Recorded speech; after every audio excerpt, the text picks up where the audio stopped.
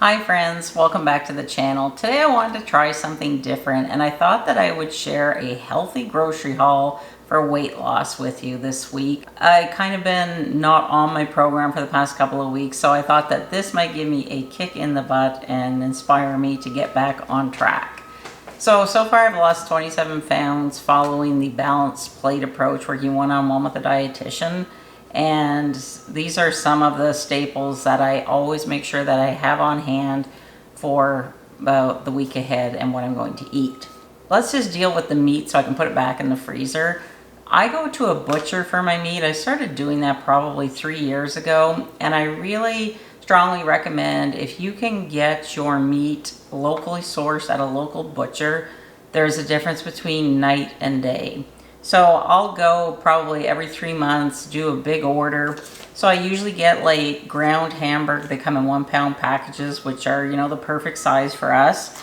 And then I also love their chicken breasts. So these are the normal size chicken breasts that I get. They're boneless, skinless, and I always have these on hand because 99% of my meals are chicken based. I'll pick up a few roast beefs, usually 2 to 3 pounders, and we'll get 2 meals out of that. And we'll usually have a roast maybe once a month or maybe every 3 weeks when it's in the winter time. So I'm gonna put my meat back in the freezer and I'll be right back. So I'm really trying to get better at meal planning and meal prepping. I have not meal prepped at all. I really want to start getting into that in the winter, the following winter, but I really want to start planning out my meals. So this week I sat down, I went through my cookbook, and 2 meals that I plan on creating are my sheet pan chicken fajitas. I already did a video on that. I'll link it here if you want to go check it out. It's so easy to make. And we usually get 2 meals out of the recipe. So I'll show you the ingredients that I bought for that. And then the other recipe that we really love, and I haven't made in a while, but I'm going to make it this week, is a chicken stir fry loaded with vegetables. And I also have a video that I created on that. So I'll link both of those here. So I think I'm going to start this with my freezer food, and then I can put that away, and then we'll go over everything else. So every week I buy a lot of frozen fruit because I usually have a smoothie probably about 4 nights out of the week. I'll have that for my dinner because what we like to do is have a large lunch, and then I find I'm not really that hungry at dinner time. So I had a Nutribullet, but it died, and I've been using my Vitamix, which I love, but I just find the Nutribullet is so much easier because I find when I make it in the Vitamix, if it's just me having the smoothie, I tend to make like too much, and I don't like it when it stays in the fridge overnight. Every week I get my groceries at Walmart, and I've been doing this since COVID, and I love it because I'll fill it out online, and then we just drive there, tell them we're there, they load it in the trunk for us, and most of the time they do a really good job. But if I ever have a problem, like this week they forgot to give me my bananas, but say they gave me my bananas and they were too ripe and they were going to spoil in a day or two, you just go online, tell them it's not acceptable, and they'll refund you. So let's go through the frozen food. So I like this 4-berry blend that's the Walmart brand, great value. I buy this, but what I'm realizing is I really don't like strawberries that much. I like them saying a strawberry shortcake, but I don't like them in my smoothie unless I'm just having, say, strawberry with a banana. So what I've been doing now is I'll just get my frozen raspberries and my frozen blueberries. So depending on how many smoothies I make in a week, if it's just me, one of these pouches will last me 2 weeks. I also like to have some pomegranate. What do they call these? I don't know how you pronounce the word. They're just the little seeds. I like to put a little bit of these in my smoothies, but these are also great to have on hand, say if I'm making a green salad and you just pop a few in there, and by the time you eat the salad, they're thawed out. I also picked up some sliced bananas. I love to have these on hand because say if my bananas are not ripe enough, or if they're too ripe, sometimes I find they'll bother my stomach. So I like the frozen ones, and I'll put maybe 5 or 6 pieces. They're already sliced up, so they're handy to have on hand. And I just recently saw that they have sliced kiwi. I love kiwi fruit. I'm the only one in the house though that does. So sometimes I'll just pop a few of these into my smoothie.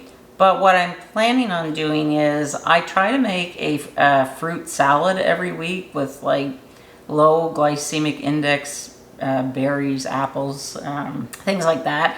I have a recipe on that too. It is so simple. It's so good. It will last in the fridge for up to a week. So I plan on putting some of the kiwi in it. My daughter has a slight allergy to kiwi. So I'll just like pop a few of these in my serving after I've served it in the bowl. So this is a Greek yogurt that I love to use whenever I'm, say, having my Greek yogurt, my blueberries and raspberries, and a little bit of granola. The granola that I like, it's a high protein granola. And I used to have that every morning for my breakfast, and it is so good. But I just find recently, I don't know, I've never really been a breakfast person. So I'll usually just have one of these for breakfast.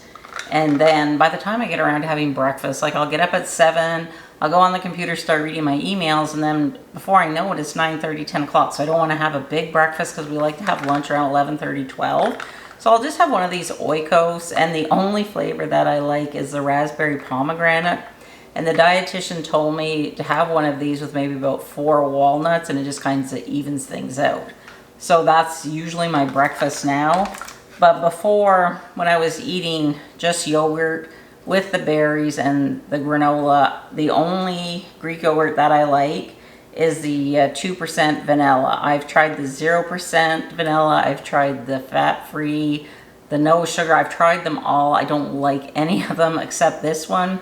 The dietitian said it's important to eat what makes you feel satisfied and what keeps you happy. So that's the kind of yogurt that I get. But this week they sent me the wrong one, but I decided just to keep it. And the one that they sent was the high protein. It has 17% protein, 0% fat, and it is vanilla flavored.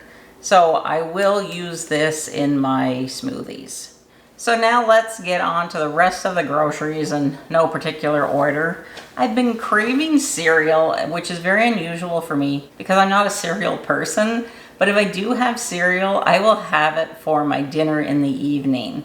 So the cereal that I like all the ones loaded with sugar, of course. But I mean, I only have it once in a while. So the one that I decided to get was the Apple Cinnamon Cheerios. It does have, I think, 13 grams of sugar, if I'm reading that correctly without my glasses.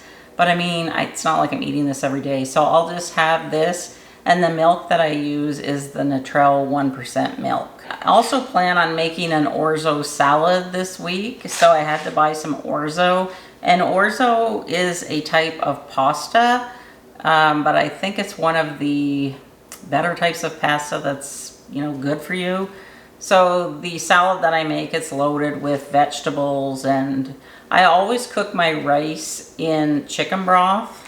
And the one that I like is by Campbell's, and whenever I can, I always buy the no salt added. And even the beef one, when I'm making, say, like my beef stew or hamburger soup, which I have a recipe for, I always use the boxed broth. I just find it gives it a lot more flavor, and I don't need any more salt added into my diet because I really don't like the taste of salt. So whenever I can get like no salt added, that's a bonus. And then I needed some pine nuts for my orzo salad. So I just put this whole bag, there's only 100 grams. I'll put it into like a frying pan, like a nonstick frying pan. I won't put any oil or anything into it. And I'll just lightly toast them, and then that goes into the orzo salad.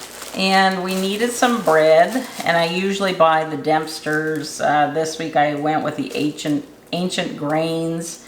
I do like, what is the name of that bread? Dave's Killer Bread. But I can't find it anymore locally. It's a really good bread. But again, I'm not really a big bread person, but once in a while, say I'll have a sandwich, or I might have like a toast with some peanut butter on it. But that's very rare for me. And then I needed some tortilla wraps to make my chicken fajitas, and I decided to go with the medium size just so I can kind of control it. And I usually just have one of these, and I just load it with my chicken fajita stuff, which is basically just chicken, tons of vegetables. And then I buy the fajita mix, and you can go check out the recipe. It's very simple to make. And I like to marinate everything in the morning. I let it sit all day, and oh my gosh, it is so good. I just line my cookie sheet with tin foil and then clean up afterwards. Is very, very easy. And then the dietitian told me to try these crackers because say I'm having my chickpea salad or my orzo salad as my main meal. I'll have 2 of these, and it's they're multi-grain crackers. They're by the brand Vita, and they have different flavors. So this one is multi-grain. I've also had the sesame one.